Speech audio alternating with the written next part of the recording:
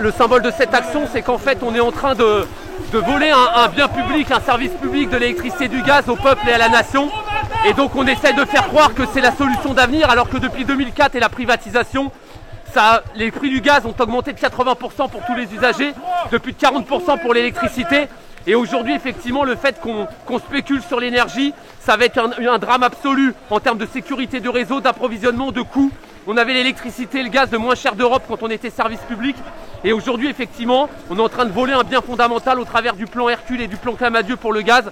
Et on est là pour montrer qu'effectivement, ces deux plans, ce sont purement et simplement un enfumage pour les agents, mais aussi pour la population. Voilà le sens de l'action d'aujourd'hui. On revendique effectivement la renationalisation totale de nos entreprises, qu'effectivement l'énergie et le gaz sont des biens fondamentaux qui doivent appartenir au peuple, et qu'effectivement, il n'y a pas, on ne vend pas des bonbons et des cacahuètes, c'est pas une marchandise, et qu'il n'y a pas de démocratie quand aujourd'hui en France, dans un secteur privé, il y a 13 millions de familles qui sont en situation de précarité énergétique.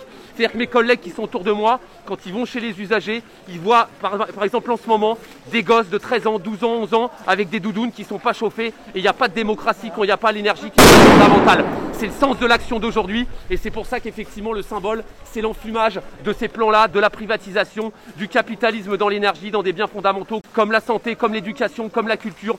Il y a plein de choses et ça doit revenir au peuple, et c'est un peu le sens effectivement du combat d'aujourd'hui, et on ne lâchera rien. D'ailleurs, c'est très important, il y a beaucoup de jeunes qui n'ont pas connu le service public que nous on a connu, et qui ont bien conscience aujourd'hui que se reconnaissent en tant qu'agents du service public, en tant que porteurs d'énergie, et ça c'est vraiment un espoir pour le futur, que cette jeunesse-là, elle prenne conscience de l'importance d'un outil industriel au service de la nation, d'un service public. Le projet Hercule, c'est scinder le groupe EDF en 3 entités distinctes, avec plus aucun lien entre les 3 entités. Donc effectivement, c'est le démantèlement pur et simple du groupe, avec la vente à la découpe, comme on pourrait le faire dans l'immobilier, avec un secteur qui échappe à la spéculation, et aujourd'hui des financiers qui veulent mettre la main sur ce secteur-là au détriment de l'intérêt général. Je vais vous donner des exemples. Quand on était service public, moi quand je suis rentré dans l'entreprise à Paris, j'ai toujours bossé à Paris, on avait 14 agences de proximité à Paris qui répondaient aux besoins des usagers en proximité. À l'heure où je vous parle, sur le territoire national, il n'y a plus une seule agence de proximité. Donc ça veut dire qu'aujourd'hui, effectivement, voilà comment on vole un bien fondamental, et comment effectivement on vole quelque chose qui appartient au peuple et à la nation. C'est exactement la même chose effectivement pour plein d'éléments. Au niveau du gaz et de l'électricité, on est en train de vendre des barrages à la découpe. Il y a plein de choses qu'effectivement va falloir qu'on change. La vente des barrages à la découpe, ça consiste à vendre au privé des barrages qui aujourd'hui remettent du kilowattheure sur le réseau d'un point de vue public. Et bien demain, quand on va leur demander de remettre du kilowattheure sur le réseau, quand ils seront privés, ils diront combien tu me payes pour avoir du kilowattheure. J'ai l'espagnol qui me donne tant, l'italien qui me donne tant. Si tu veux du kilowattheure, si tu veux que ton peuple ait de l'électricité, il va falloir que tu payes. Et donc ça va faire flamber l'électricité, les prix de l'énergie. Et c'est les consommateurs, les usagers in fine, qui vont passer d'un statut d'usager à un statut de client. Si tu as l'argent, tu seras chauffé. Si tu n'as pas l'argent, tu ne le seras pas. Et donc c'est effectivement un combat fondamental, qui d'ailleurs ne doit pas être seulement un combat des électriciens et gaziers, mais un combat de toute la population. Service public nationalisé! Service public nationalisé! Service public nationalisé! Voilà, c'est le siège national de GRDF, derrière Condorcet. Distributeur gaz qui va aussi être, en tout cas qui a un projet de privatisation, puisqu'il y a le découpage du plan Clamadieu. Le plan Clamadieu, c'est un copier-coller avec le plan Hercule. Il vise à scinder en deux ce qui va rester d'Engie, puisqu'il y a une partie qui doit être cédée à Veolia, avec 70 000 emplois à la clé qui vont être supprimés. Et ce qui restera du service public du gaz qu'on a connu GDF va être mis dans une entité qui va s'appeler New Engie.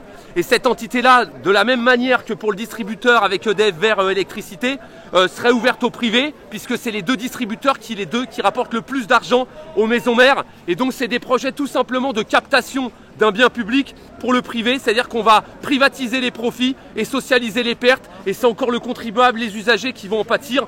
Et donc nous, ce qu'on revendique, encore une fois, on est là pour montrer qu'on est des électriciens et des gaziers, qu'on fait partie d'un même service public, même s'il y a deux énergies différentes, et qu'on revendique une mixité. Quand on était entreprise publique, qu'un usager avait le gaz et l'électricité chez lui, il avait un seul rendez-vous, un technicien EDF, GDF qui venait lui remettre l'électricité. Aujourd'hui, avec la séparation des deux énergies, par exemple, quand vous êtes à Paris, eh ben, vous devez prendre 2 rendez-vous, bloquer 2 demi-journées, il y a 2 bagnoles qui se déplacent, donc d'un point de vue écologique, c'est une ineptie, d'un point de vue social, c'est une ineptie, alors que nos collègues sont capables et ont la compétence technique pour gérer les deux énergies.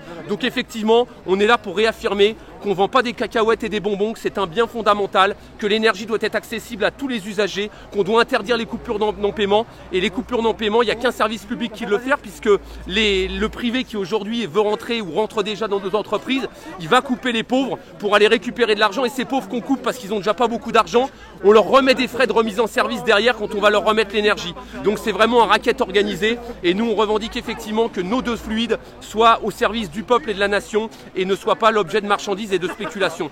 Voilà pourquoi on est là aujourd'hui, voilà pourquoi on va continuer à lutter pour d'une part arrêter ces deux projets et d'autre part avec le projet CGT, renationaliser nos deux entreprises et remettre ce bien fondamental au service des usagers et sous contrôle démocratique de la nation. L'idée, c'est qu'aujourd'hui, tous les mouvements sociaux qui ont lieu partout, on a les copains de chez TUI qui sont en mouvement, on a les copains de Grand Puy qui sont en mouvement, il y a plein de boîtes privées qui sont en train de fermer, on a tous les petits commerçants qui ont fermé, on a redonné aujourd'hui, moi je regarde chez moi dans le 93, tous les petits commerçants aujourd'hui sont obligés, notamment les restaurants, de passer par Amazon ou par des livraisons, par Uber Eats, ces choses-là, donc des grands consortiums capitalistes mondiaux qui sont en train de s'emparer du marché. Et donc je pense qu'aujourd'hui il y a un réveil national qui doit avoir lieu, c'est-à-dire que notre combat, c'est pas un combat corporatiste, il doit se lier à tous les combats qui ont eu lieu depuis les dernières années. Et je pense qu'il y a besoin d'un réel réveil populaire d'ampleur et de masse dans ce pays pour qu'on arrive, pourquoi pas, à bloquer l'économie de ce pays qui ne nous sert pas, qui ne sert plus les intérêts des Français. On le voit dans la crise sanitaire. On a besoin effectivement que nos impôts, que l'argent, les richesses que produisent les travailleurs reviennent à la population et dans l'intérêt général. Et c'est le sens du combat. Et j'espère bien que dans les mois qui viennent, toutes les corporations, les chômeurs, les gilets jaunes, on va tous se retrouver ensemble pour effectivement foutre un coup de pied dans cette fourmilière et redonner effectivement une économie qui soit au service du peuple et des intérêts des citoyens dans ce pays, quelle que soit leur classe sociale. C'est surtout ça qui est très important.